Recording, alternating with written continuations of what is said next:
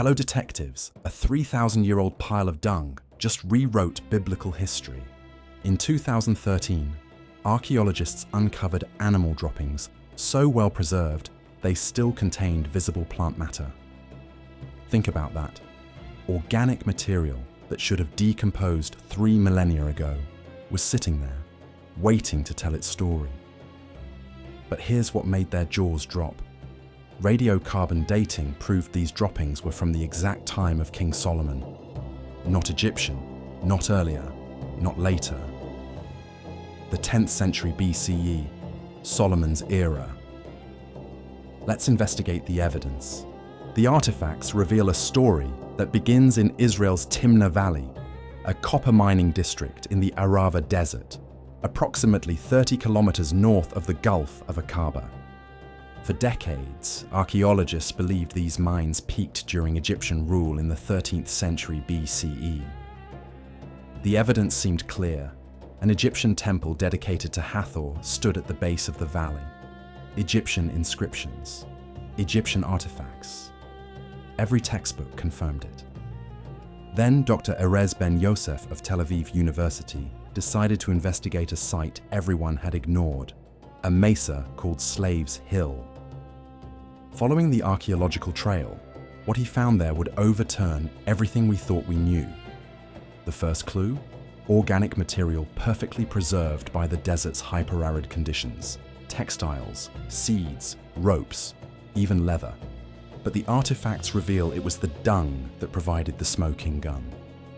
We thought maybe some nomads had camped there with their goats a few decades ago, Ben Yosef reported. The preservation was that good. When Oxford University's radiocarbon lab processed the samples, here's what the physical evidence confirmed. 10th century BCE, the time of Kings David and Solomon. What do the artifacts actually tell us? This changes everything.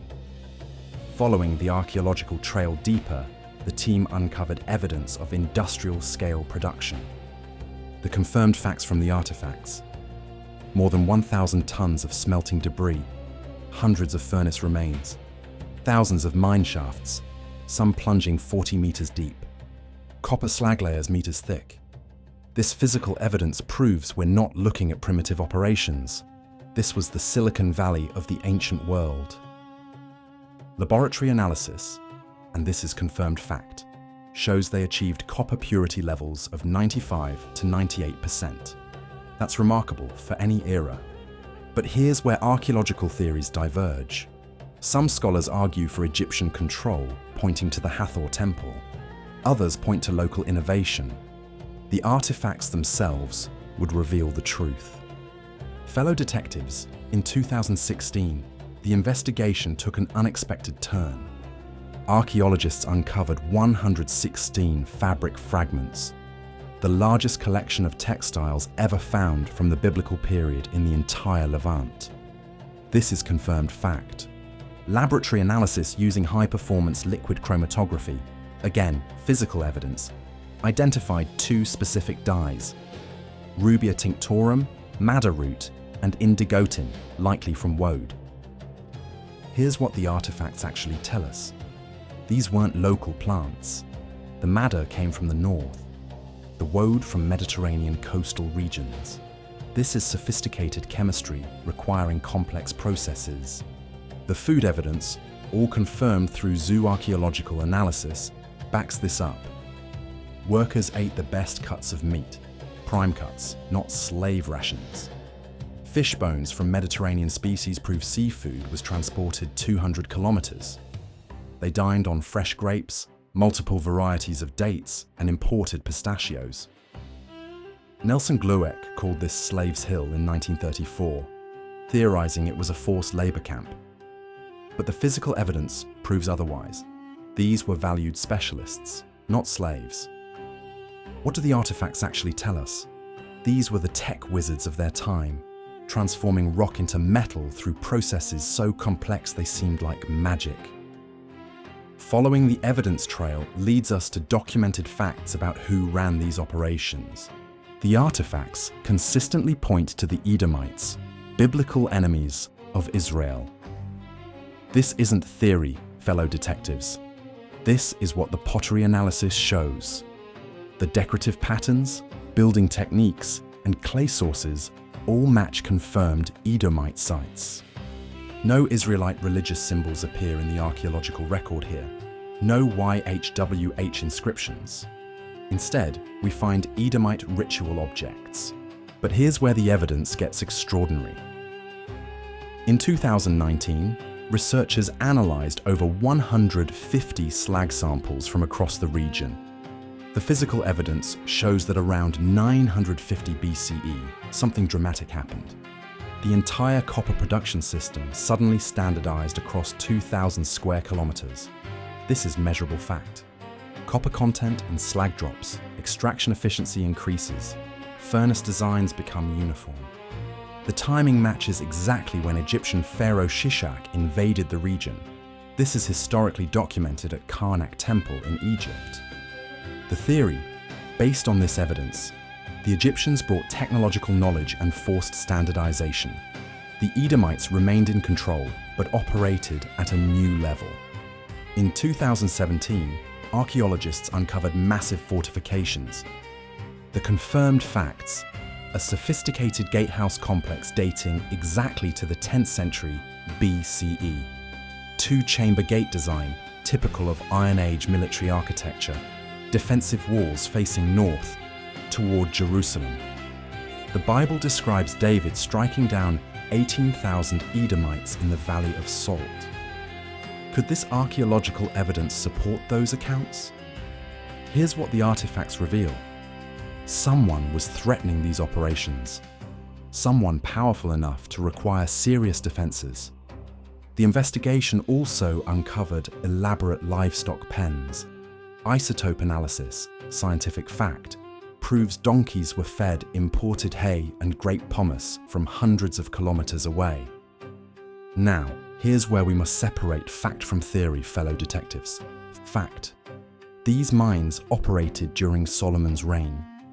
Fact: they were heavily fortified. Fact: they produced enormous wealth.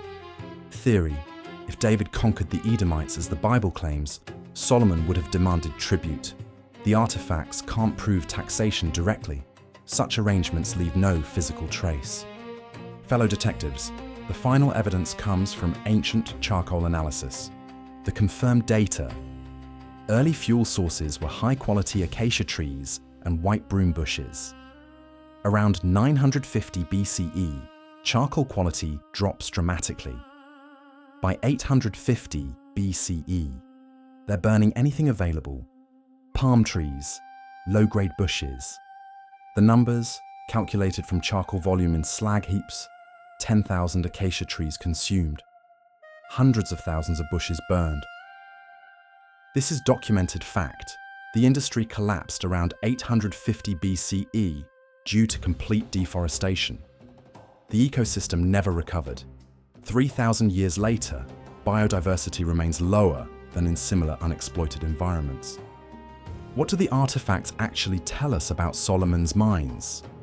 Confirmed facts from physical evidence: massive copper production during Solomon's reign, Edomite-controlled operations, sophisticated technology requiring skilled workers, military fortifications suggesting external threats, scale sufficient to generate enormous wealth, theories supported by evidence. David's campaigns likely brought these mines under Israelite influence. Solomon probably demanded tribute. This copper wealth could explain biblical accounts of Solomon's riches. What remains unknown? No inscriptions directly mentioning Solomon. Exact tribute arrangements, precise level of Israelite involvement. The investigation reveals a complex truth, fellow detectives. These weren't King Solomon's mines in the Hollywood sense. The physical evidence shows Edomite, not Israelite, material culture. But the evidence strongly suggests that during his reign, the world's most advanced copper operation was producing enormous wealth in his backyard. And in the ancient world, powerful kings didn't let neighbors get rich without taking their cut. The Bible never mentions Solomon owning copper mines. It does describe vast quantities of bronze used in the temple. It does describe enormous wealth. And now we know that during his exact lifetime, the most sophisticated copper industry in the ancient world operated just miles from his kingdom. The Edomites weren't slaves, they were technological masters. And Solomon, if he controlled them even indirectly, potentially controlled the ancient world's high-tech industry. The artifacts have spoken. The evidence has been examined. Case file. Ancient mystery partially solved.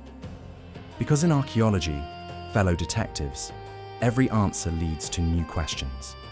And that 3,000-year-old dung? It just opened a whole new chapter in biblical archaeology. What other artifact evidence should we investigate about Solomon's kingdom? Share your theories below, fellow detectives. The investigation continues.